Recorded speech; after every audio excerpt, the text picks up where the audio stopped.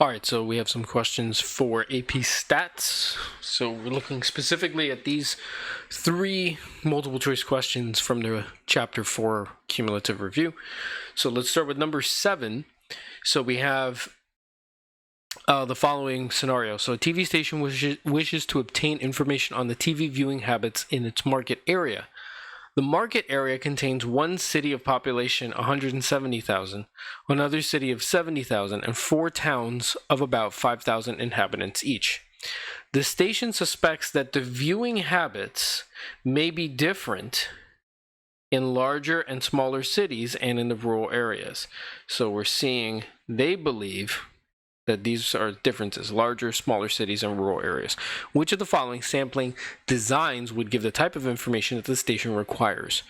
So our answer here is going to be option D. So a stratified sample from the cities and towns in the market area. Now, the reason we're going for a stratified sample is because we see that the strata, the categories, are in line with what the station is believing. The station believes that based on the size of the city, that it's going to provide us with a different viewpoint or opinion. So the categories would be the larger, the smaller, and the rural areas. Hence, those would be our strata or categories that we would want to use. Doing a simple random sample, again, we could end up having where maybe most of the people in the sample, just by random design, might be coming from the rural areas or the larger areas. And again, if they're believing that opinions are based on the size of the city, that might skew our results. A cluster sample using the cities and towns as clusters.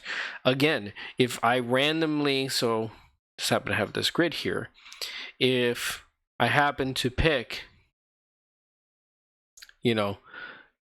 randomly picking blocks, and those blocks happen to be mostly rural areas, and remember in a cluster sample we have to measure everybody inside those blocks, then the issue becomes, again, just like with the simple random sample, I might be running into specifically just a majority of rural towns or smaller cities, or even maybe just only larger cities, thus again not getting a fair representation of the different types.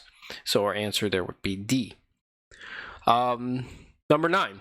So number 9 says, you wonder if TV ads are more effective when they are longer or repeated more often, or both.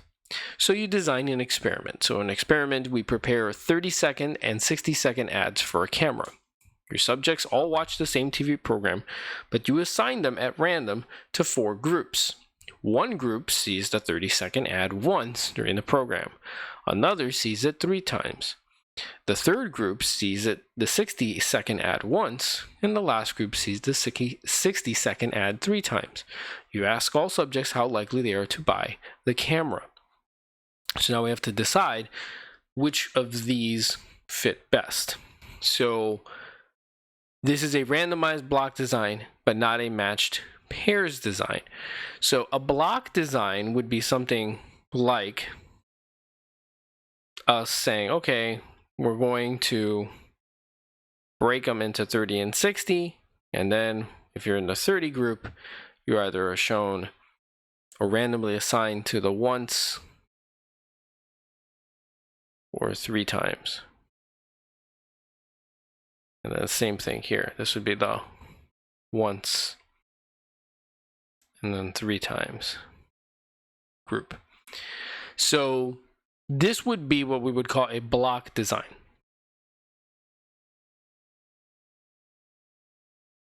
Because we randomly assign to here, and then once those people are randomly assigned to the 30, whoever the 30-second group is, then we'll split that group again in half to go here and here.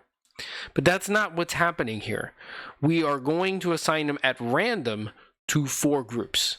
So this design is not happening. So it is not a randomized block design.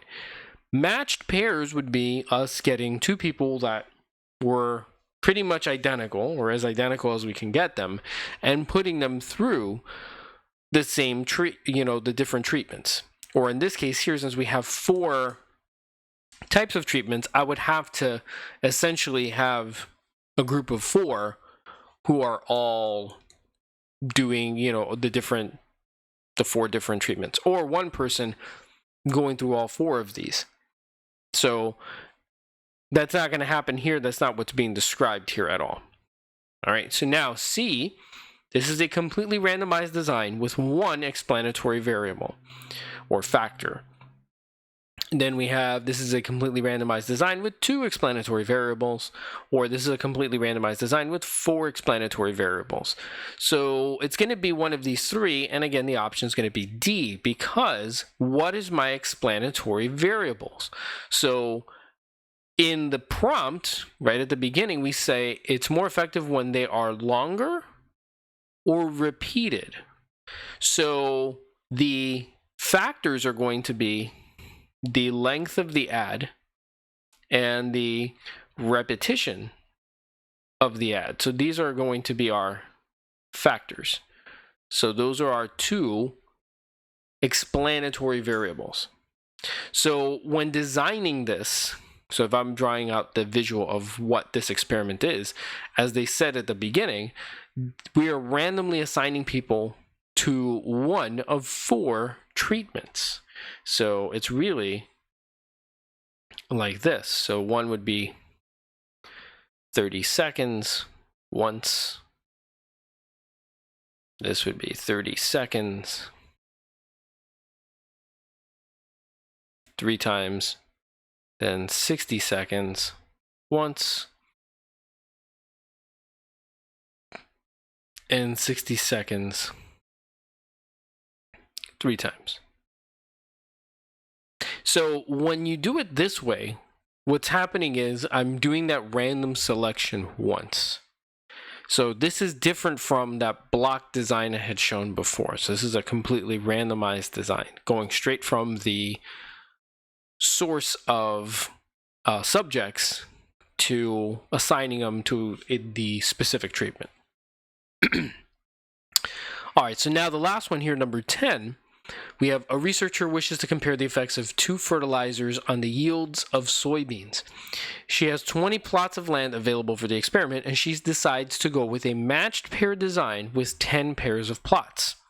To carry out the random assignment for this design, the researcher should do which of the following? So remember that in a matched pairs design, as I just alluded to a little bit earlier, we want to make sure that, however, since we're going to be picking 10 pairs of plots in a matched design, or matched pairs, we want those pairs to be identical, or as close to identical as we can make it. And then within that pair, one's going to get the first treatment and the other one's going to get the other treatment. How we assign the treatments, that's the randomness. So this would be random assignment of who would get which one from that pair. So let's look. So A says use the table of random numbers to divide the 20 plots into 10 pairs. And then for each pair, flip a coin to assign the fertilizers to the 2 plots. So the second part of this is correct. That's how we would assign who's going to get what treatment, is to randomly assign it. So flipping a coin would be such a random assignment. However, dividing the 20 plots into 10 pairs using a table of random numbers does not fit this first part, because again, in a matched pairs, I want to make sure that that pair is as close to the same as possible. I don't want to grab a pair and one pair being like an unfertile piece of land and another one being super fertile, and that could be a factor. So not A. What about B? Subjectively, divide the 20 plots into 10 pairs, making the plots within a pair as similar as possible. So bingo, that's the key word to this matched pairs design. I want to make sure that the pairs, and that's why we are not randomly dividing them, we are subjectively dividing them.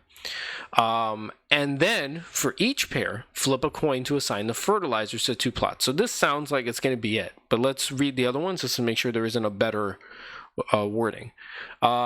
C says use a table of random numbers to divide the 20 plots into 10 pairs. So no, already right off the gate, this is not matched pairs.